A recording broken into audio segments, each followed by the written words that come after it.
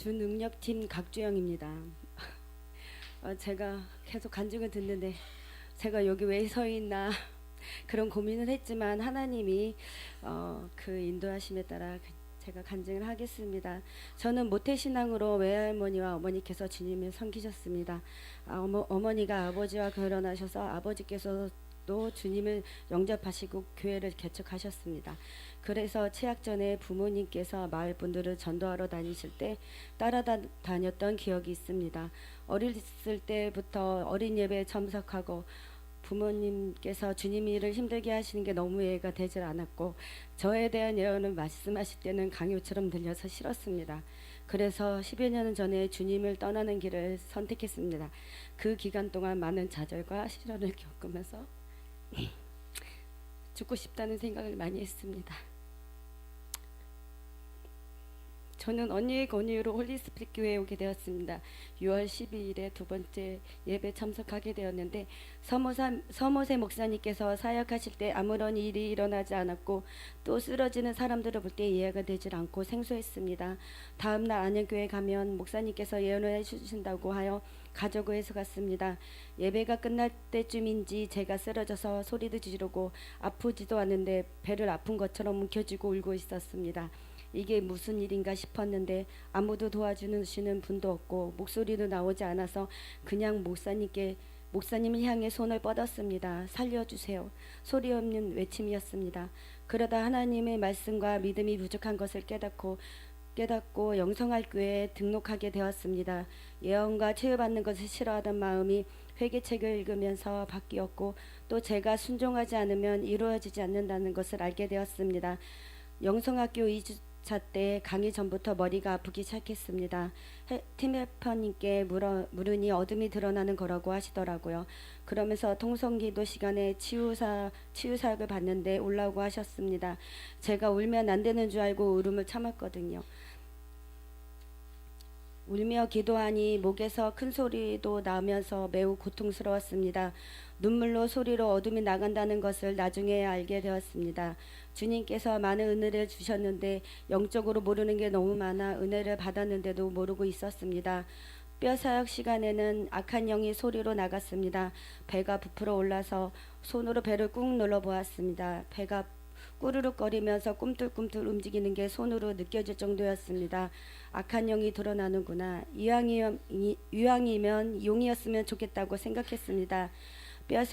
뼈사역이 끝나고 앉았는데 배가 불글불글 거리고 배탈이 난 것처럼 느껴져 화장실에 갔더니 시원하게 방구만 나오더군요.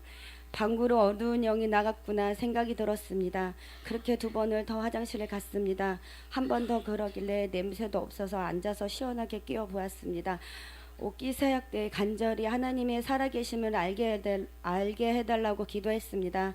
그러자 통성기도 때 꼿꼿이 등이 세워지더니 처음부터 큰 소리로 어둠이 나갔습니다. 그렇게 큰 소리로 오랫동안 어둠이 나간 게 처음이라 힘들었지만 조금이라도 더 어두운 영을 빼고 싶어서 새 힘을 달라고 기도하면서 주님이 역사하시는 대로 맡겼습니다. 화요일 저녁 집에서 기도하는데 서모세 목사님의 통성기도 부분 중 십자가를 바라봅니다 라고 말씀하실 때 십자가를 머릿속에 그리니 용 한 마리가 십자가 밑에서부터 사선으로 왼쪽으로 올라가면서 사라졌습니다. 하나님의 자녀에게 인치셨다고 하셨잖아요. 그래서 목사님께서 십자가를 바라봅니다 하실 때마다 머릿속으로 이마에 십자가를 그리고 기도했습니다. 근데 이 십자가를 그리는데 너무 힘들었습니다. 십자가의 형태가 나타나지 않으면 몇 번씩 다시 그렸습니다. 그냥 저의 생각의 방식이었지만 하나님은 이것 또한 그냥 지나치시지 않으시고 미쁘게 보시고 환상을 보여주셨습니다. 하나님께 영광을 올립니다. 저는 하나님께서 주신 은혜가 많아서 간증을 하고 싶었습니다. 남들이 하는 것은 다 하고 싶었습니다. 그런데 6주차에 막상 간증하라는 항소 헬퍼님의 권유를 받고 보니 고민하며 못하겠다고 했습니다. 저는 기쁨과 희락이 없어요. 이런 제가 간증을 하는데 다른 이들에게 무슨 감동을 줄 수 있겠어요? 라는 뜻으로 말했던 것 같습니다. 제 몸에 하나님의 놀라운 표정이 나타나도 기쁨과 감동도 잠시 무감각한 마음이 되었기 때문입니다. 하나님이 혹시 죄송합니다.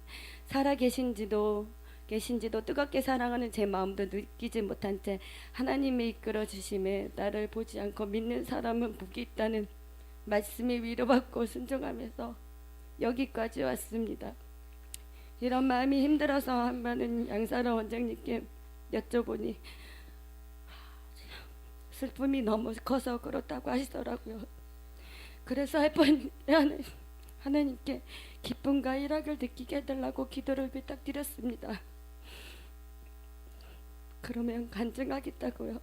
일어서서 찬양할 때 성령의 불이 저의 아픈 마음을 몇 번 쳐서 가슴을 잡고 몇 번 쓰러졌습니다. 이게 뭐지?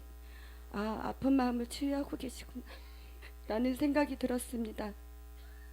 그리고 나서 제가 웃고 있더라고요. 그냥 웃음이 나왔어요. 뒹굴뒹굴하면서 웃었습니다. 간증해야 하는구나. 하나님께서 원하시는구나. 두렵고 떨리지만 해야 하는구나. 하나님께 두렵고 떨리는 마음 다 올리고 하나님께서 이끄시는 대로 순종하자. 그래서 제가 지금 이 자리에 서 있게 되었습니다. 또 손수건 사역을 받으러 가는 내내 이루어지실 줄 믿고 간절히 희락의 기쁨을 달라고 아이들 보살펴 달라는 등 여러 가지 근심 걱정을 해결해 달라고 기도를 드렸습니다. 사역 후에는 손수건을 예쁘게 목에 묶었습니다. 그때 바로 어둠이 목소리로 나갔는데 서모세 목사님께 손수건 사역하시는 중이어서 방해될까봐 소리 없이 들렸습니다. 제가 아이를 셋을 낳았지만 수술을 해서 산모가 애 낳는 고통을 모르는데 드라마에서 본 것 같은 고통의 모습과 심호흡을 하는 저를 보면서 이런 게 애 낳는 고통이구나라고 생각이 들었습니다. 찬양할 때 마음 편히 어둠이 나오는 대로 소리를 지를 수 있었습니다. 그런데 찬양은 끝나가는데 멈추지 않아서 기도를 올렸습니다. 하나님, 저 배가 너무 고파요. 밥이 정말 먹고 싶어요. 속을 진정시켜 주세요라고요.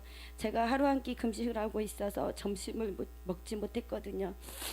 그렇게 힘들어할 때 팀헬퍼님께서 기도해 주셨는데 어둠이 바로 잠잠해져서 밥을 맛있게 먹을 수 있었습니다.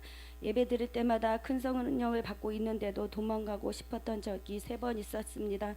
첫 번째는 기름 부음 받을 때인데요. 머리를 꼿꼿이 펴고 손에는 제가 감당하지 못할 정도의 힘이 들어가 손이 아프고 입을 벌리면 거기에 3번의 하품을 해 입을 더 크게 벌리게 하셔서 기쁨의 눈물이 아닌 아픔의 눈물을 흘려야 했을 때였고, 두 번째는 양사로 원장님과 서모세 목사님께서 당신들을 위한 삶이 아닌 오로지 하나님께서 원하시는 삶을 사시는 것을 볼 때 저는 할 수 없다, 불가능하다고 생각했습니다. 인간적인 여유로운 삶을 살고 싶다는 마음이 남아 있었기 때문입니다.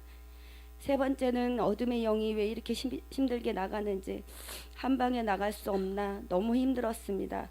그래도 악한 영을 빼기 위해서 하루 한 끼 금식하고 예배에 참석해서 목사님의 강한 영적 도움으로 받고 있습니다. 저의 기도의 목적은 오로지 아이들이었습니다. 하나님께서 아이들을 보살펴 주신다고 하셨는데 아이들과 다시 살고 싶다는 마음뿐이었습니다. 그래서 아이들과 함께 살게 되었을 때를 위해 돈을 모으는 계획과 저의 노후 대책이 먼저였습니다. 그러나 이제는 하나님을 저의 주인으로 삼고 주님의 인도하심에 따라 순종하면서 인도하시는 대로 살아갈 뿐입니다. 하나님께 사랑과 영광을 올립니다. 감사합니다.